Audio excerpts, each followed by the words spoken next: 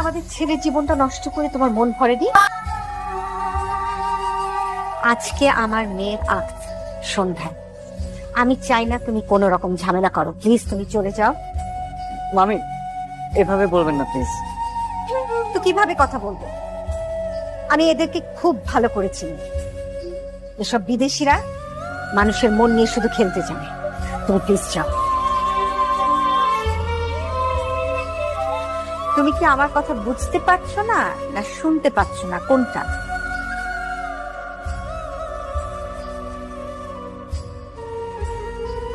আমি আপনাকে একটু জড়িয়ে দিতে পারি?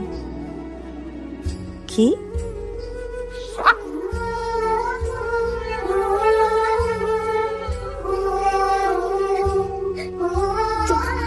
তুমি আমার সেই মা, যাকে আমি এত বছর ধরে পাগলের মতো খুঁজেছি।